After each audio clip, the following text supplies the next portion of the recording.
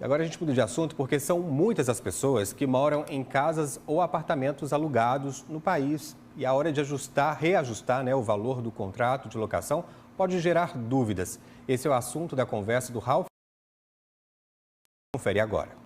Olá, boa tarde para você que nos acompanha aqui no MG1. Com certeza eu e você aí temos muitas dúvidas quando o assunto é o valor do aluguel, como é feito o reajuste do valor do aluguel, não é mesmo? A gente vai conversar sobre esse assunto com o Dr. João Guilherme Alquimim, especialista na área do consumidor, porque alguns índices ajudam aí nesse cálculo, né, doutor? Quais são eles? Explica um pouquinho para a gente. Boa tarde para o senhor.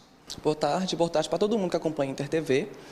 Esses índices são usados no reajuste dos contratos, de aluguel, e eles são índices que estão presentes desde o início do seu contrato, assim que você assinou o contrato de aluguel em si. Normalmente se usa o índice IGPM, que é um índice que acompanha o mercado imobiliário, porém temos outros que também são usados.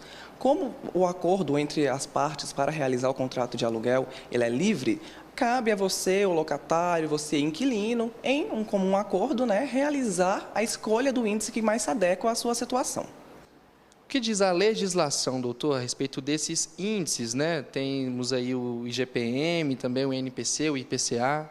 A legislação ela não te obriga a acessar qualquer índice. Ela diz que você pode, em comum acordo com a outra parte, escolher o índice que mais for benéfico, que mais se adequar à sua situação. Por isso que é importante o contrato de aluguel ser um contrato bem redigido, transparente, que você possa identificar claramente ali qual é o índice utilizado e já ter uma noção de quanto você vai pagar no reajuste dele. Agora, o que é importante também nesses casos é a comunicação, entre o inquilino e o locatário. Isso. O contrato ele é de comum acordo entre as partes, porém é interessante saber que tem uma periodicidade no contrato. Normalmente os contratos são estabelecidos em 12 meses, porém, como é de livre acordo, pode ser mais, pode ser menos. E a partir do momento que você vai fazer esse reajuste, é interessante que haja comunicação entre o inquilino e o locatário, porque você precisa saber quanto a mais você vai pagar, você precisa adequar a sua situação financeira a esse reajuste.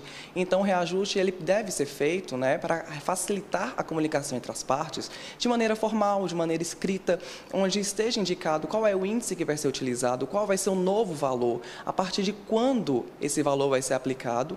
Inclusive, isso traz muita segurança jurídica para ambas as partes, porque pode ser um adendo contratual, onde a partir de agora saiba que esse contrato, esse reajuste desse aluguel vai ter tal valor a partir de tal data. Podem acontecer situações do inquilino perceber um reajuste um pouco mais elevado. Como é que ele pode agir quando estiver passando por uma situação dessa, perceber ali que o reajuste não foi legal, passou um pouco ali do que era combinado, do que ele esperava?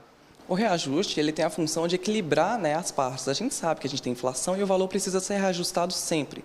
Porém, o reajuste ele não pode acontecer de maneira que prejudique completamente uma das partes.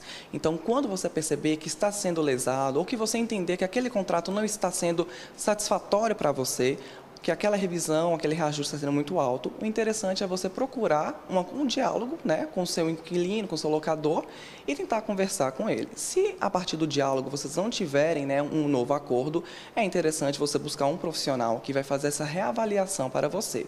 Temos advogados, em todos os mundos claros, advogados competentes, que conseguem fazer para você essa releitura do contrato, esse reajuste, e vai conseguir te ajudar da melhor maneira possível a identificar se o reajuste está correto, se há algum erro e qualquer outra dúvida que você tiver. Assunto importante, dúvidas esclarecidas. Muito obrigado, doutor, pela participação aqui no MG1. Eu volto com você no estúdio.